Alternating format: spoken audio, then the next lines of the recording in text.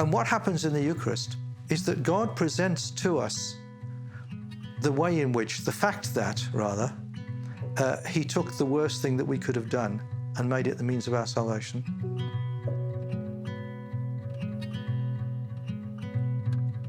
He invites us to break bread, which you do in the Passover service anyway, but to take that as an image of what was happening to Jesus when his body was broken. And he invites us to pour out wine, which again is what you do in a Passover service. But Jesus says, think about that as rather like my blood being poured out. And then has God offering us the broken bread and the poured out wine to say to us, no matter what you did to me, here is the way I gave myself to you. Will you accept me into your life? And that's what you do when you take the bread and the wine.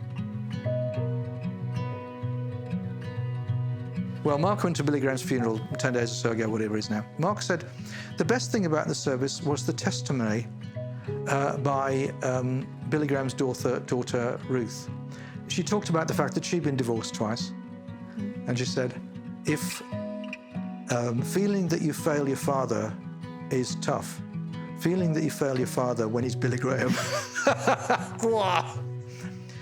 And so she went home after her second divorce with some fear.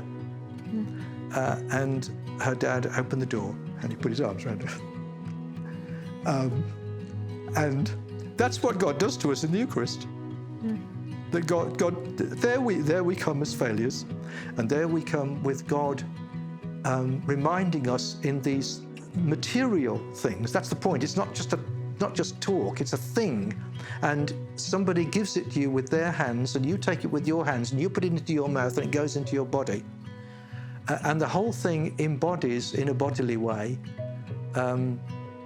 the fact that God is doing to you what Billy Graham did to Ruth.